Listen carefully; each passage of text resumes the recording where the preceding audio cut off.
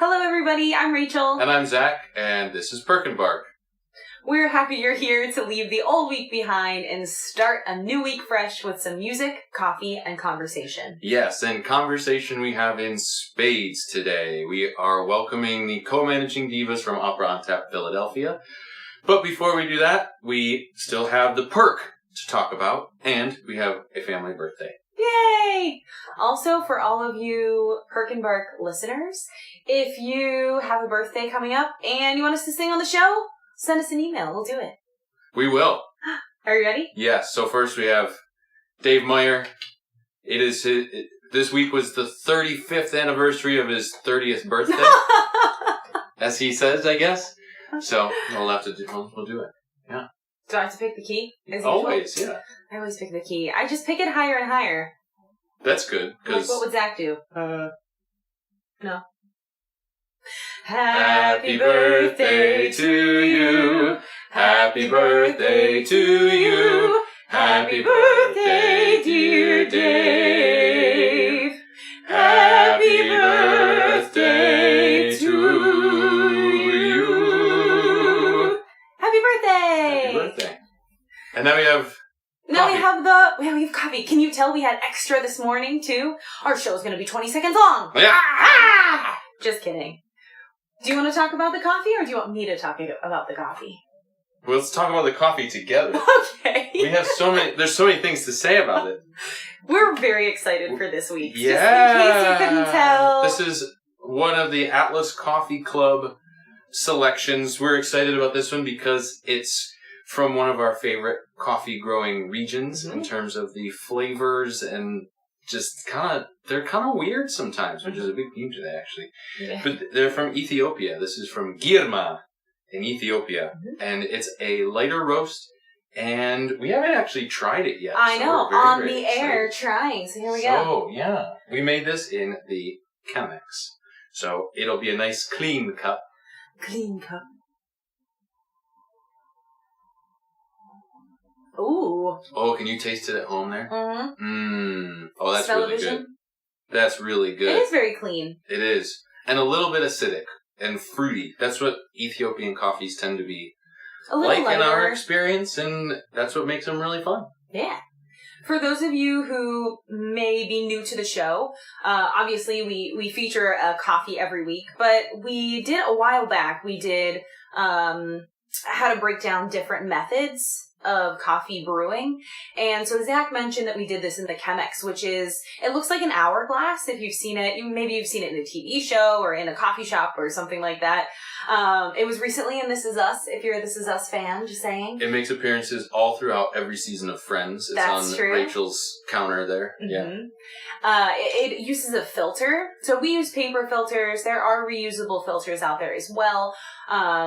So it is a filtered coffee process. Yes, and as far as coffee filters, it's actually much thicker than most coffee filters. So it tends to, if you have ever had coffee from your drip machine and you get a little silt at the bottom, this doesn't have that. This is, and believe it or not, it actually affects the flavor, which is kind of wild to think about. So yeah, versus something like, say, the French press, which it has like a mesh disc, as some of you may know, but I wouldn't call it filtered, would you? no, because there's no paper to sop up any little bits or any of the oils or anything like that sit on the top of the coffee. The oils, that's a big deal. The oils. The oils. So you don't get as many of the oils with a Chemex brewed cup as you would in the French press or anything like that. More information than you probably wanted to know, but thought I'd put it out there anyway. That is a good cup of coffee. That's right. Yeah. Well, should we get into it? Yes. Okay. So we're very pleased to have on the show today, like I said, the co-managing Divas of Opera on Tap, Philadelphia. What is Opera on Tap, you may ask? So I'm going to read from their About Us What is Opera page. on Tap, I may ask? Opera on Tap was born in 2005 at Freddy's Bar and Back Room in Brooklyn, and incorporated in 2007 to promote opera as a viable, living, and progressive art form, and to support the developing artists who keep the art form alive. What began as a small monthly gathering of ambitious, classically trained singers looking for more performance opportunities has grown into a producing organization that has gained a loyal audience base and national recognition as an innovative force on the classical music scene. So, I think that pretty much covers it. It does. Should we invite them on? Have them on? Yes, before we get into our interview that we had so much fun doing, we do have one of the co-managing divas. I'm not sure if we have both on here today, but I know that we have Amelia Wilber. Welcome, Amelia, in the comments section with us today. So if you have any questions about Opera on Tap, or the interview that you're going to hear and see, pop them in there. And we're kind of putting her on the spot. Hope you don't mind, Amelia. But pop them in the comments and she can answer them for you. Great. So see how much fun we had today, or the other day.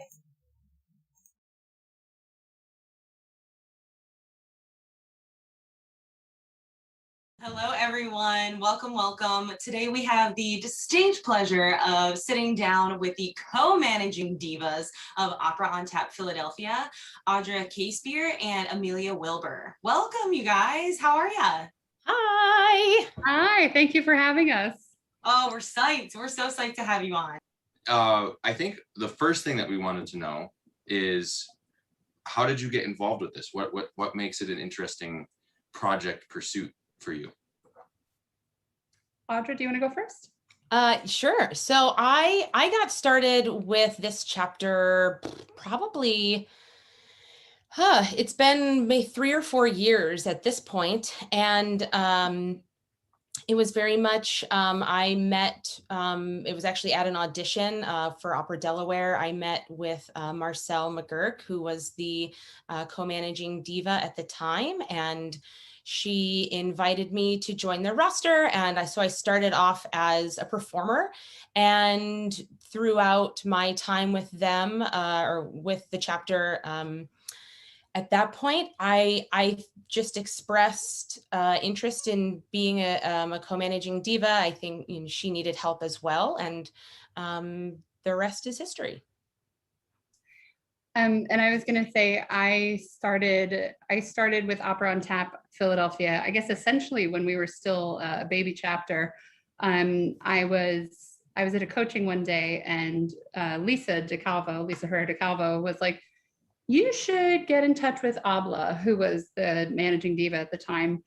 And so I went down to Beaumont and I sang on the show, and they were like, yeah, you can come back. And so essentially I was just, coming to shows, singing. And then I guess about a year later, I started supplementing Marcel with some different items that were needed. And then really took on co-management with Audra. I guess it's been 1.5 years now. Yeah. Yeah, 1.5 years. Yeah. So clear that you make such a wonderful team, even in the short time that we've been a part of Opera on Tap Philadelphia. Thank you. You can really tell that from the outtakes to how comfortable you are together. It's really a fun thing to watch. The joy and the professionalism really comes through all the time. Oh, so it's really, that really means a lot. It really does. It really does mean a lot. We try to make it an atmosphere where people are able to get opportunities, but also where it doesn't feel like they're having their time wasted. So to hear that it's, that, not to say we seem comfortable with one another, but to say that comes through, and to know that, as newer roster members, you also feel comfortable and confident. Thank you. It's something that's really nice. And both of you are singers first, right? Or did either of you do anything like administrative wise in the arts before Opera on Tap Philly? Nope. Nope. This was very much, I would say, the capacity in which that we've taken it on within the last 15 months was definitely pandemic related. Yeah. And it was trial by fire. Like for the first couple of months, there was such a big learning curve, not only on the administrative side of things and how do we even manage a roster, but also on the technological side, of figuring out the mass of streaming services there are. What kind of, I mean, do we need a microphone? What about this? I mean, all of these things. And I mean, I think Amelia, you can tell this story, but our first show was in September. Sorry. And this will have a soft spot in my heart forever. So to give you an idea, so we, our first show in September of last year, we were going to do a hybrid of pre-recorded videos and a handful of live performers. So we were going to be toggling back and forth between these pre-recorded videos and people who are actually singing in the flesh. That is so ambitious. Now that I know how all of this works, that was bless my heart. That was such a and neither of us had any idea how ambitious it was. I had no idea, none whatsoever.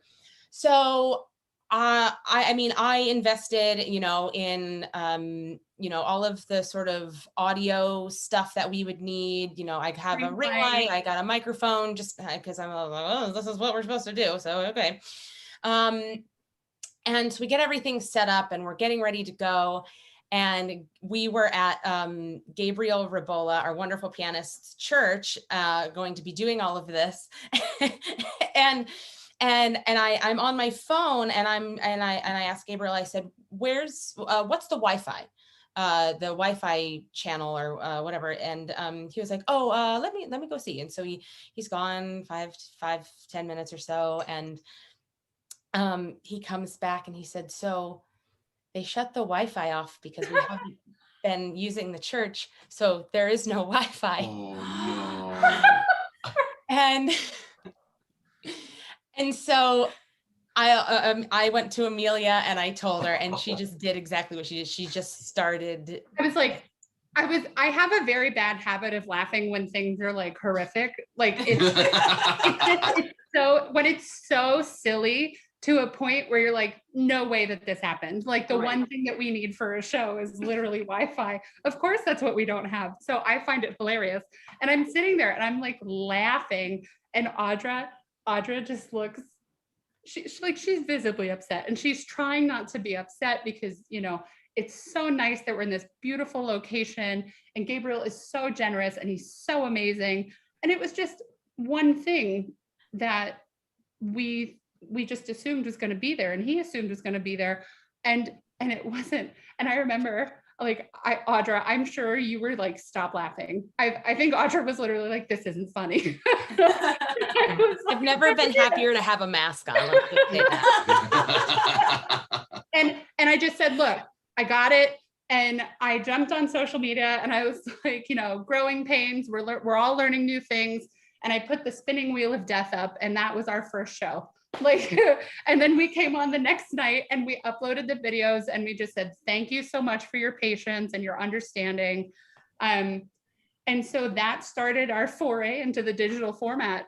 Yeah. So that kind of led to this whole, creative process of, just having fun with it and having different segues and using, in January, all of the intros were commercials, and we kind of formatted it in a way that it was like daytime TV. And, so I mean, Audra, literally what's crazy to imagine is that literally the month after we figured out all that tech nonsense at the church, we did the boozening, which was you as Auglinda, and we had all of those home intros. Like Audra and I literally put up a fishing net in the basement of my apartment building. It was the laundry room. It was the laundry room. We literally took over the laundry room of my apartment building, and we were putting towels in the lights to make it darker. Like I still don't even know. She had this the green light, Audra, the one that just like shimmers like water. Yeah, it was just kind of like a night light, and you can change like the colors, so it just looked like the light coming through the water from the sun. That's pretty good. You do a lot with a little bit, and you know, Perk and Bark viewers can definitely relate to humble beginnings. If Perk and Bark listeners, if you have been here from the beginning, I think our first show, our backing track we didn't have ears or anything. It was literally my little portable speaker. And we blew it out. And we blew it out. Yeah. You could hear us sing sort of, but you couldn't hear the speaker at all. Not at all. We were using like our laptops as the cameras. Oh yeah. And the whole, it's just a lot. Yeah. But you make the most of it. Yeah. I think for our videos for Opera on Tap, we used we used a mini flashlight as a spotlight, as like a follow spot. Yeah. And we were standing on a step stool. Yeah. It works. I mean, yes, would it be nice to have, you know, thousands upon thousands of dollars of equipment? Oh, sure, it makes it a lot easier. Yeah. But I mean, it is really, it makes me think of all of the stage managers, the stage hands, and all of those incredible people that I miss so much, and just not take them for granted a day in my life. Seriously, the amount we've been able to do with virtually $0 in production just makes me think of what they do every day, all day, and how incredible, like you were saying, the production designers, the stage managers, all of those people are. And yeah, it's just, they're incredible. Magicians. They're just magicians. Now we're starting to transition back into doing live in-person stuff, right? Which is, you know, and fingers crossed that it stays this way. Yeah. But do you think that there's anything that you learned this last year that might impact how shows are, how you do shows in the next, 6 months, year and a half? Yes. I was going to say, Audra, you tell me if I'm maybe misunderstanding my own thoughts, but what I think Audra and I have noticed is that when we have a good level of communication and understanding of, like, if we had tried to go into a situation, say the pandemic hadn't happened, and we had tried to go into a situation of doing virtual shows and live shows, I don't think we would have had the room to grow the way we did. And so we wouldn't have as good of an understanding of what was needed to make those happen. But I think moving forward, as we get more bandwidth and we get more understanding of what those live shows are going to look like, who's not to say that we're not going to have a virtual show and a live show, and one of us is going to manage each portion of that.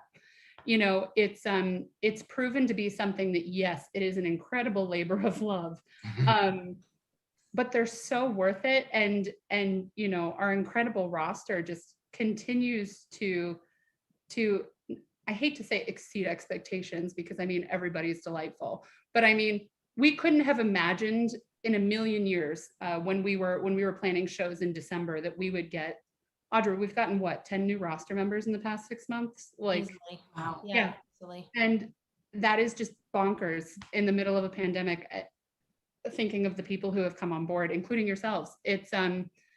It's such a joy, and it makes us want to work harder to provide opportunities. I think another thing too that I've learned, especially on the marketing side of things, is getting creative with how we reach out to, not only how we reach out to folks, but who to reach out to. And, this whole, look, you're not going to find a bigger audience than the internet. I mean, that's been my whole thing. I'm like, we literally have the world at our fingertips with this. And so, even though we are still like a small potatoes operation, the fact that we've been able to not only grow our roster, we've grown internally, which therefore increases our external reach. Mm-hmm. And I'm sure, especially with singers, we all kind of, in some way, we all like rub elbows with the same people, but not all the time, right? And, we all don't have the same friends from other places, and we all have gone to school other places, and we have certainly different families and all that. But, moving forward with the live shows, I'm now connected, or I am personally, as well as the chapter, am now connected with at least half a dozen new Facebook groups that I wouldn't otherwise have looked for. Because, you know, it's the business model with these live shows is great. Like, we're going to be at a place where there will already be people. Like, nobody, I mean, yes, there will be people coming to see us specifically, but in addition to that, there will already be people. So we, at the very beginning of this, we were like, how do we find people to, you know, attract interest? And that, you know, that has been a really fun challenge for me as well, just to get me, you know, thinking outside the box. I mean, it was such an unorthodox situation. I mean, and it allowed me to think creatively in an unorthodox way. What do you think sets Opera on Tap Philly apart from other chapters? Because there are Opera on Tap chapters from all over the world, really. That's really hard to answer, because I don't know all of the sort of chapter personalities. But I would say that we are a bunch of weirdos. And I mean, and I mean that in the most, from the deepest place, most endearing place. And I absolutely adore it. I mean, Amelia, sorry. I mean, a great example of just being adorable weirdos. Like, when you came over and we shopped the boozening in my laundry room, like, you said, hey, do you think we could shoot outside? And I said, absolutely. And so we're sitting there, like, crouching under a tree by my front neighbor's apartment. Like, and she's like rocking on the ground because she's singing, oh my gosh, what was it? Black Swan. Black Swan, thank you. And she's like on the ground shaking. Yes. So she's like, what are these people going to think? I was like, who cares? Who cares? Let's do it. Let's have fun. I was like, it's going to be exactly what's needed. And I mean, like, I know that every chapter does what they need to do to continue and prepare and be there for their people. But what I know about me and Audra is that, like, we will claw our way out of whatever is happening to be able to continue doing this and to be able to continue having a place for people to express themselves, try out new rep, make friends, have hopefully some income. Like, it's just one of those things where it's been something that's been special for us too, because I mean, otherwise, really, it's been the chosen few who've gotten to sing during the pandemic. And it's to have that outlet when it feels like all you can do is maybe go to your lessons or take a coaching, is like, oh yeah, I get to be creative in a different way.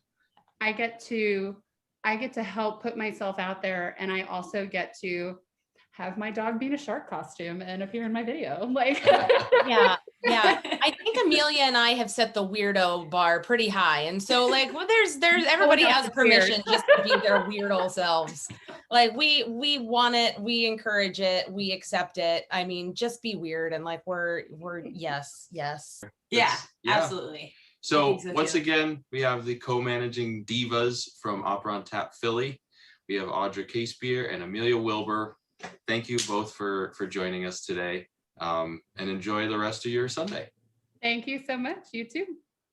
Bye. Thanks, guys, for having us.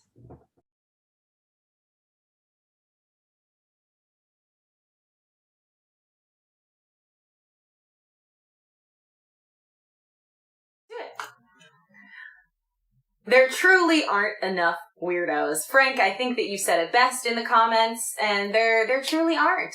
We hope that you learned so much during this conversation with co-managing divas, Audra Casebier and Amelia Wilber. Thank you both so much for joining us, for doing that. We had an absolute blast. We hope that you did too. Continue the conversation in the comments. Keep it going. We are going to sing a little bit. Well, first we're going to plug some shows that Opera on Tap Philly has coming up. First, next week on June 20th, so a little bit after our show is done, you can catch Songs of Summer Live. Live. What? Yeah, at 5 p.m. Eastern Time at St. Peter's Lutheran Church on Clover Mill Road in Chester Springs, Pennsylvania. If you want to come out live. Yes, exactly. It is BYOB, which is always so much fun. So we'll both be singing on that. We might be a little bit out of breath because we'll just have finished this and be sprinting over there. It'll be fun. And then coming up next month, on July 25th at 3 p.m. is Hansel und Gretel. Oh, Hansel und Gretel. Yeah, Hansel und Gretel. That's just more fun to say that way. It is. It really is. Yeah, by Engelbert Humperdinck. Humperdinck. It's great. If he wasn't going to do that, I was going to do that. So we're looking forward to experiencing that and all of the things that the weirdos bring to the table. Yes. Support the weirdos. Yes. I'm also going to put a link in the chat with the Operon Tap Philadelphia website. Oh my goodness, I'm trying to do two things at once and it is terrible. So there we go. So this you can find out well for us performing you can live, find out right? more information. It's going to be great. We'll see if we still remember how to do it. Oh Lord. It's going to be fun. It's going to be fun. It will be fun.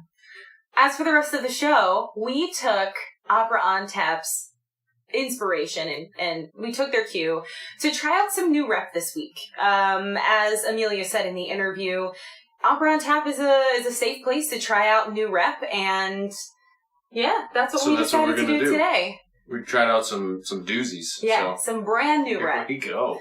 The piece that I'm going to be singing is from talk about weirdos, is from Turandot by Puccini. And if you know anything about it, it is a doozy.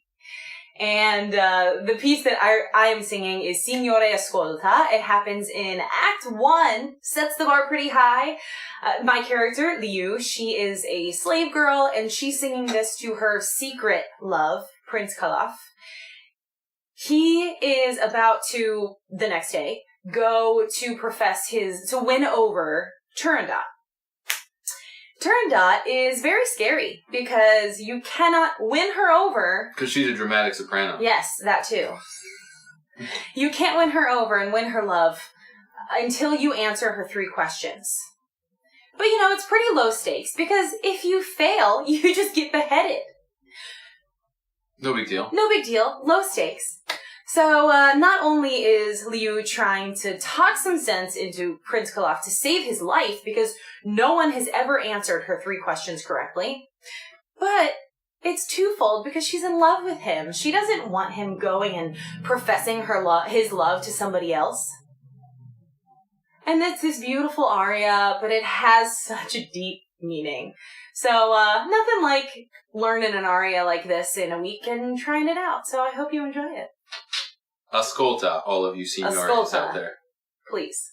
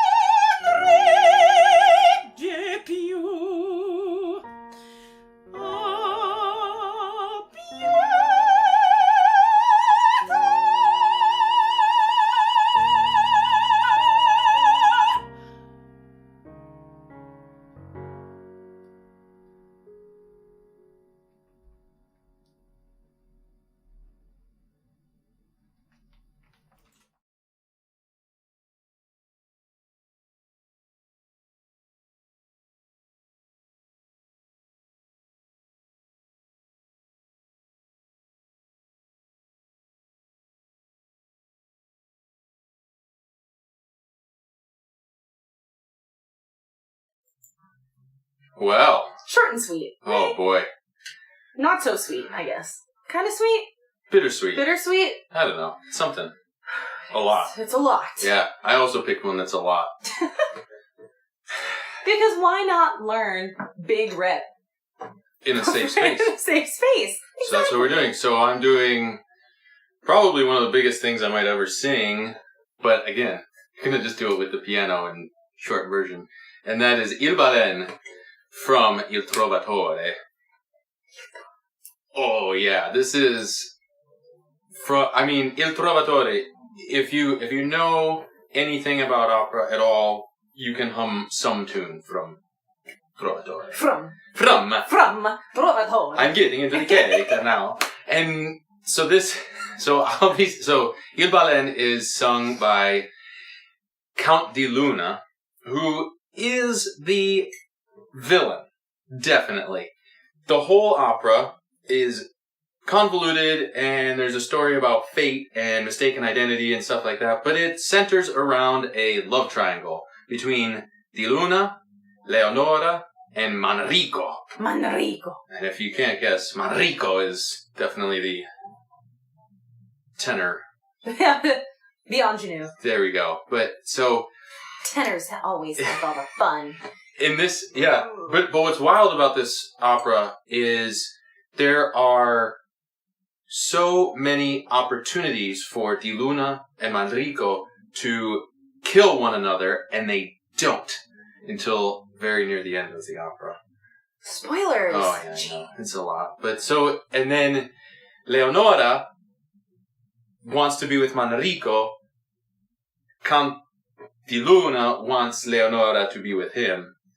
She has run from him because he has all the power in this region, so she has gone to the only place more powerful than him in the region, which is a convent. She's run to the church. She says, I'm going to be a nun. So Di Luna's like, you know what, I'm going to abduct you from the convent. So, casual. You know, Leonora mia, like, Leonora is mine. This is what he says on a high F, and it's, you know, it's a whole thing. And then right after, he's like, aha!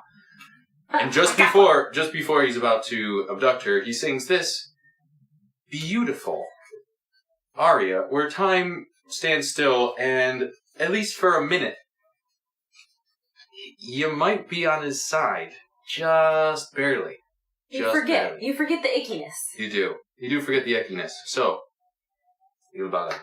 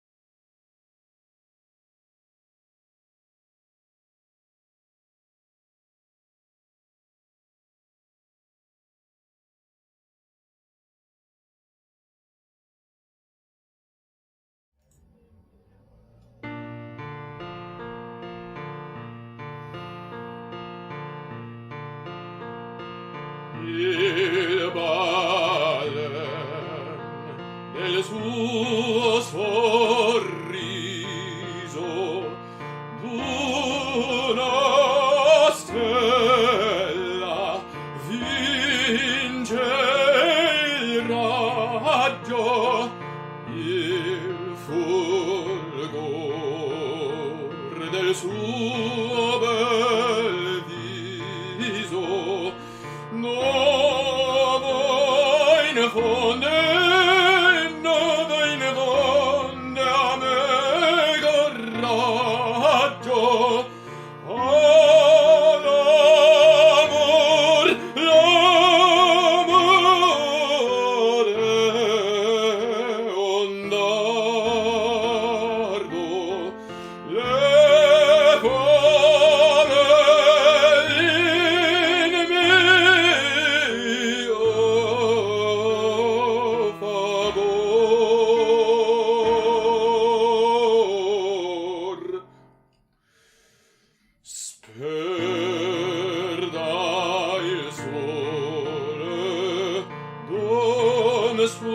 suo sguardo la tempesta del mio cor all'amor ondardo levame in mio favore smerda il sole d'un suo sguardo la tempesta del mio cor l'amor ondardo levame in mio favor smerda il sole d'un suo sguardo la tempesta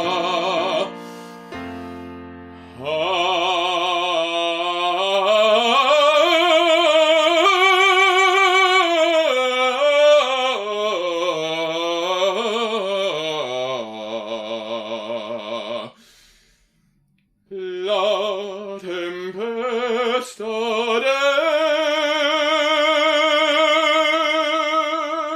del mio cor.